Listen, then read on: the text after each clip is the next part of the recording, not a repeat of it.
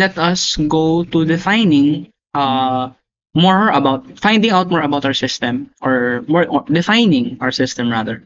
So we define our system para mas makita natin yung properties ng system natin. We define its state, yung state ng system natin. So, ano ba ang state? Pag sinabi natin, ano ba yung state ng system natin? Ano ba yung state ng reaction? Kung saan siya nagaganap? Well, we define it to be the particular condition at a particular time. So, medyo vague siya pakinggan. Pero, if we are to define yung condition ng system natin at a particular time, meron niyang parameters na kailangan. So, yung parameters na yan is, for example, itong apat na to. This is your temperature, yung T.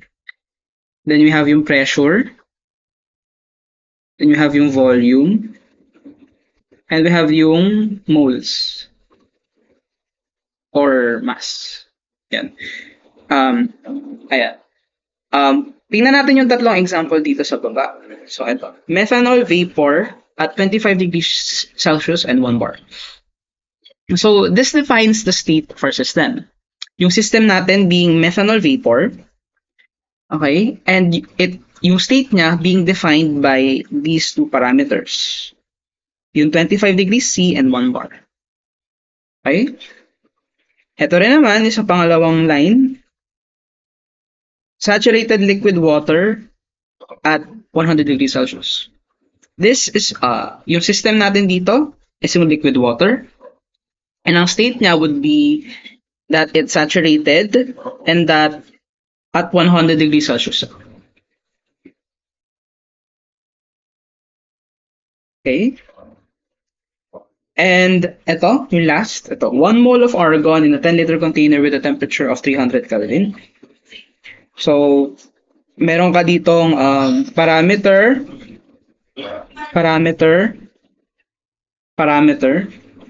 that defines the state. And then ito yung system natin, yung argon. Okay? Now, by defining the state of our system, we also have yung what we call state functions. Okay? So, state functions, ito yung properties that determine the state of our system. So, similar lang din siya sa kanina. Like this one. Yung temperature, pressure, volume, and number of moles, those are thermodynamic properties. Or, sorry, those are also state functions. Or, rather, they define the state of our system.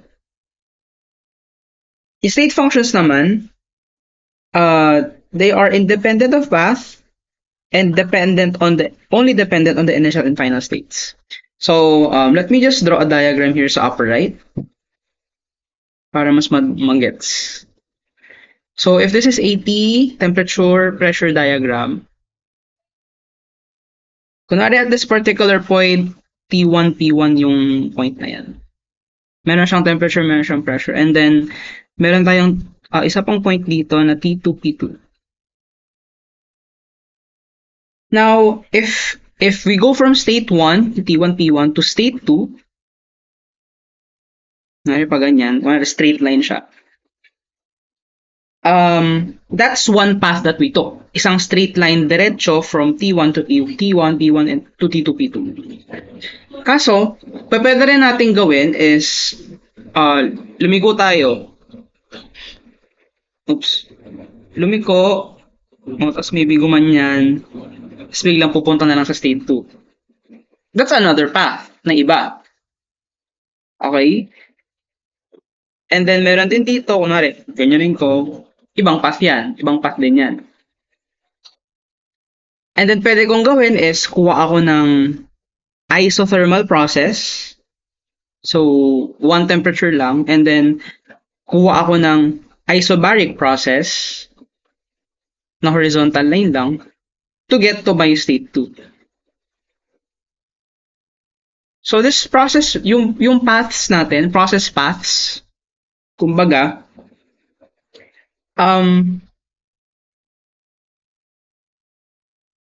So yung process paths natin, from state 1 to state 2, merong maraming paths na pwede mong kunin. Diba? Based from these lines. And, kunwari sa state 1, gusto nating mag-define ng isang, define natin yung enthalpy. Yung H, ito yung H. Yung function H, gusto natin i-define, so may H1 dyan, for state 1. For state 2, meron tayong isa pang state function, H2. Okay? Ngayon, if we go from H1 to H2, yung state 1 to state 2, and titignan natin yung H niya, yung change in H, kahit anong path man yan, pwedeng itong unang path, itong pangalawang path, or itong last path na to, kung ano man yung kunin dyan, the change in enthalpy will still be the same. Right? Kaya sinasabing independent of path siya. Okay? And dependent lang siya on the initial and final states. So ito yung mga state functions natin, lilista natin. We have the temperature, pressure, internal energy, enthalpy, entropy, gives energy, and volume. Ito lang yung mga important for Chem 17. Most especially lang, ang magiging bago dito would more likely be itong apat. As well as this. Internal energy, entropy, and gives energy. These will be discussed later. Pero ayan. So, kung meron tayong mga state functions that are independent of path, meron din tayong tinatawag na path functions. And now, these are dependent on path. So, ito. The path functions are properties determined by the manner in which the energy transfer is carried out. Drawing ko ulit yung diagram kanina. Ito, TT. Walang to.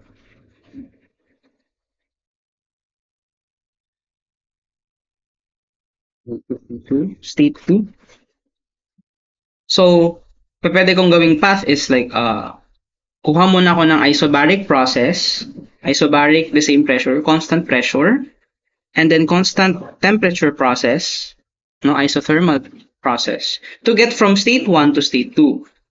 Ayan yung dalawang arrow na yan. And then, pwede rin na gawin ko is, imbis na mauuna yung constant pressure process, magko-constant temperature muna ako. Constant temperature to and then mag-constant pressure process ako. Ngayon, the difference with the difference of path functions is that kung kukuha ako ng path function, kung itong Q, itong heat, itong Q na yan, if I get the Q required by this process, itong process na to in red, okay, yung Q na yan, sabihin natin Q of A. Ito process A, ito yung process B. Yung Q, the heat required to go through process A would not be equal to the Q required to go with process B. Ito. Okay? That would not be the same. Pero, if state function yan, katulad nung kunwari yung enthalpy kanina na H, so HA,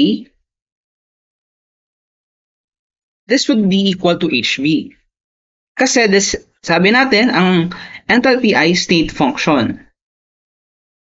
Yung Q ay path function. Okay? So, dyan sila nagkakaiba. Dyan nagkakaiba ang path at state functions. Ito yung dalawang path functions natin that will be discussed. We have yung heat and yung work. Okay? Heat is represented by Q, work is by W. They are written using small letters, while yung yung state functions ay capital letters. So, again, ulitin ko lang. path na process path natin, hindi lang kailangan straight lines yan. So, pwedeng ganito, pa-curve, tapos bigla na lang siyang aakyat, tapos babalik ka na. Kahit anong path pag kunin niya, kung ano mang changes yung gagawin natin sa system natin, kung anong manipulation sa temperature, manipulation sa pressure yung gagawin natin sa system natin, if it yung state function, if it goes from one state 1 to state 2, yung state functions natin will be the same. Pero if path function siya, hindi magiging ganun. And magiging, depende siya sa kung paano natin ni-reach yung state 1 to state 2. Okay?